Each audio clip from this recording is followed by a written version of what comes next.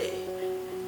Our topic for discussion today is growing up, the power of perception and perspective.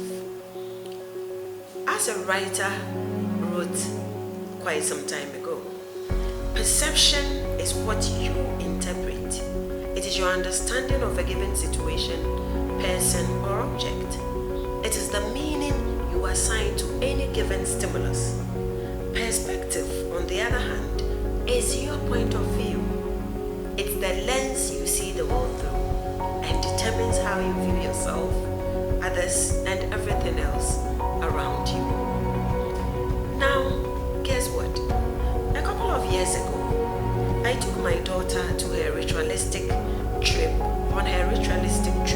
to her braid-making hairdresser.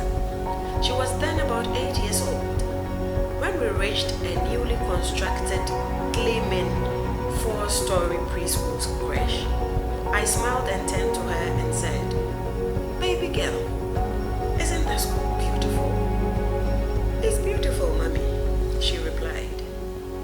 Then, with a contented grin on my face that created 2 artificial dimples in my cheeks, I proclaimed, "Oh, it's a shame. You are too old to attend here.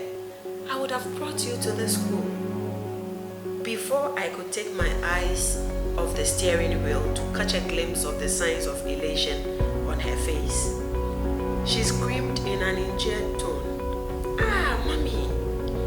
Surprised, I turned and asked her, "Why?" Then I had a shocker of a reply. She said, "Mommy, I'm not an autistic child. The school is for autistic children."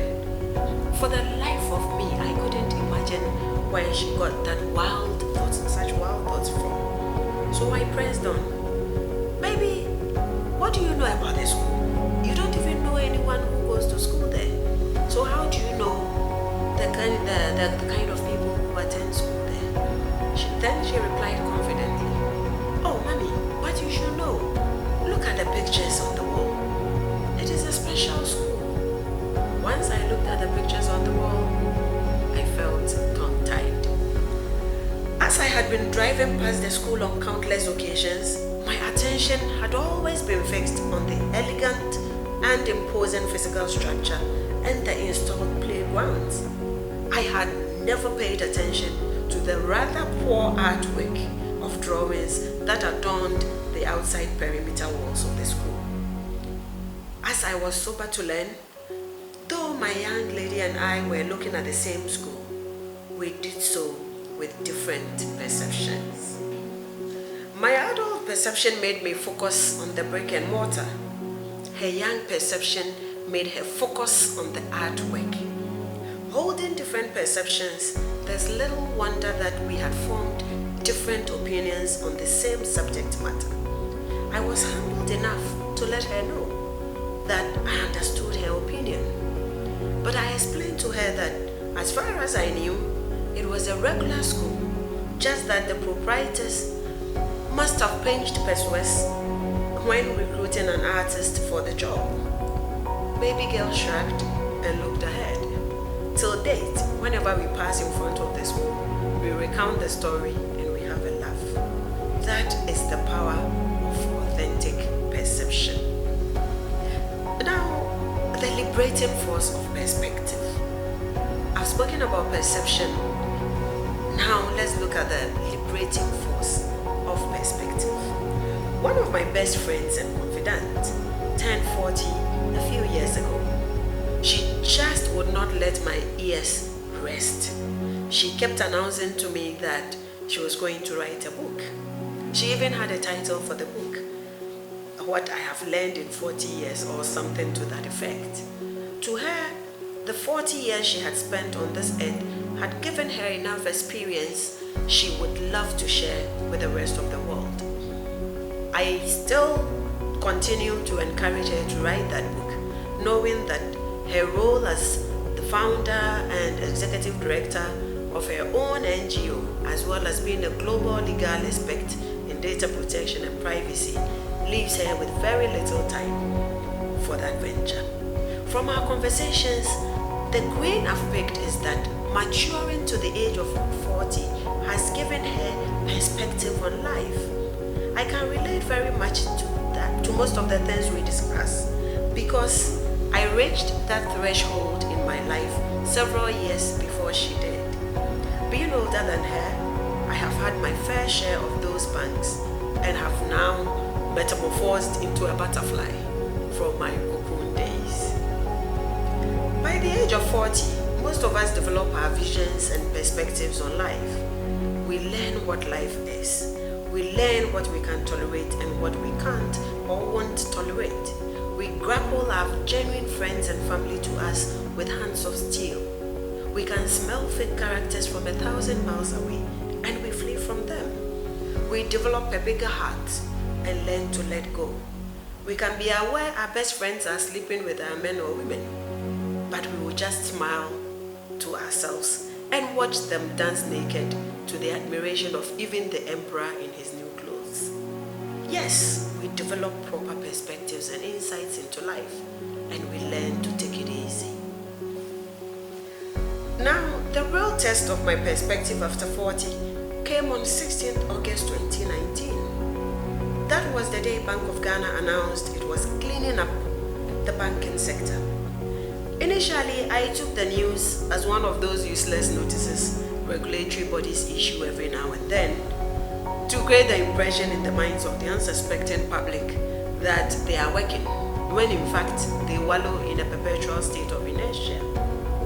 But when I read the list of affected savings and loans institutions and saw the name of mine on the list, my knees gave way, and luckily there was a bed nearby to catch my wobbly body. I say it was mine because that particular savings and loans company was the only one I should say, that I had done any serious business with regarding my retirement plans. I had successfully rebuffed any and all approaches from similar companies to do business with them. I had served as the first external lawyer for the company right from its inception. I became friends with the owner and the other staff.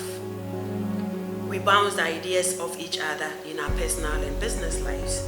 I trusted that the business was being run efficiently enough to place some of my retirement investments there.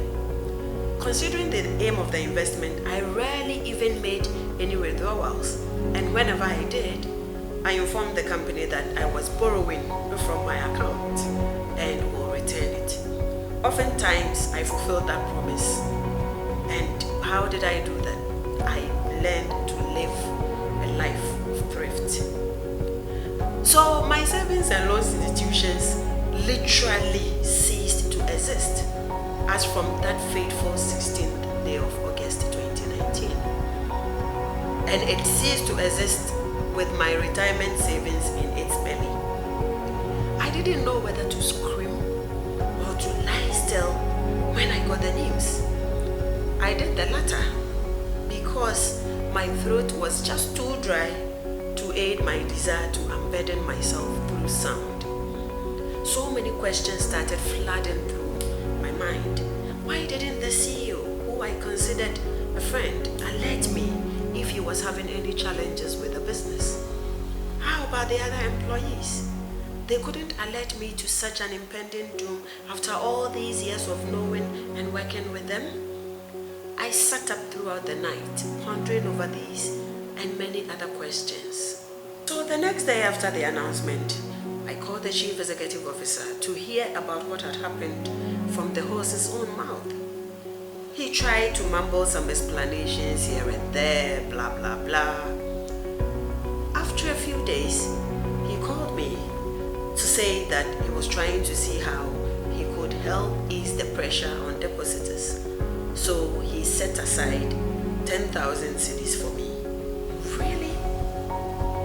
10,000 cedis? What is spittle to an illegal migrant on the Sahara Desert? After all, after that call, I should say, I knew either the fella was losing his mind or he truly thought by mentioning some figure, aggrieved depositors like mine who were likely to be plotting his assassination will come down. Either way, I knew I had to sit down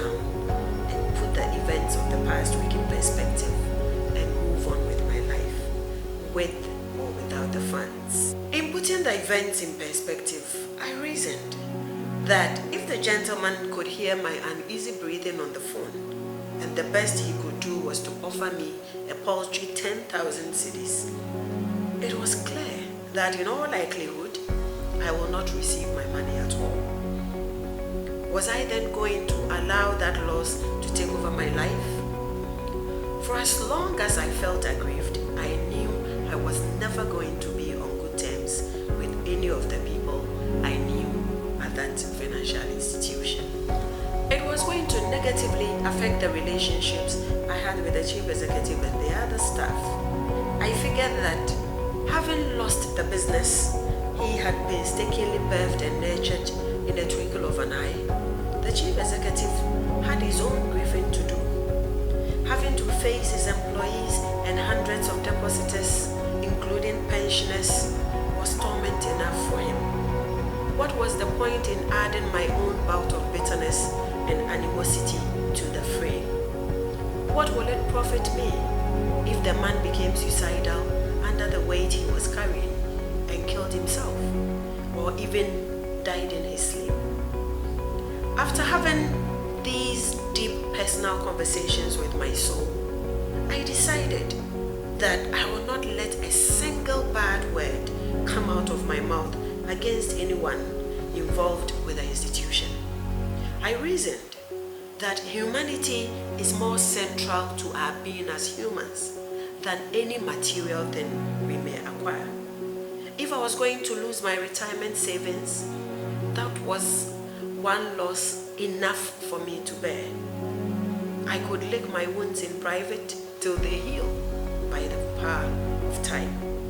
There was no point in losing my humanity as well.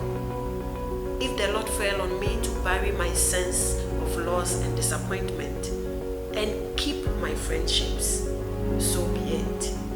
It was time to let go and move on to the next chapter of my life. My watchwords became pray for life, or as we say in G, Sunkwama Diabra.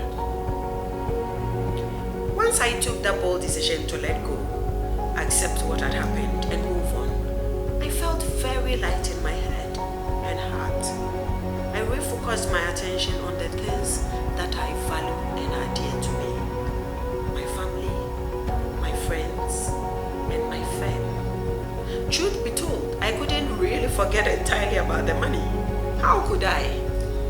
But I channeled my spare energy into engaging the receiver's office for whatever it was worth. After my inconsequential engagement with that office, I smiled when the prospect of political profit ensured that the receiver paid all the depositors' funds in full. Praise him. So in conclusion, folks, I would say that each of us has a perception, and each holds their perception to be valid and self-evident. But it is only with the humility to inquire and understand others' perception of things and events that we also grow to our full potential. As we grow and mature into ourselves, it is necessary that we develop proper perspectives on the issues that confront us, where, based on our considered perspective, we need to fight to the bitter end. We must by all means do so. On the other hand, where our perspective directs us to let things go, we should listen to our inner self and do so. After the savings and loans company where I had placed my retirement funds was put under receivership and its license withdrawn, my initial reaction was disappointment and regret. Luckily, after putting the whole scenario into perspective and choosing to let go of the bitterness and resentment I was beginning to feel towards people I had enjoyed great friendships with, I felt free, liberated, and light. I was losing my funds, but at least I set out deliberately not to lose myself. I maintained my humanity by saving my friendships. Thankfully, I got both my friends and funds in the end, the emphasis being on the funds. Therein lies the power of putting things into perspective and taking the appropriate course of action in this journey called life. Please like and subscribe by clicking on the subscribe button so that anytime there's a new video, you will be notified. Thank you so much.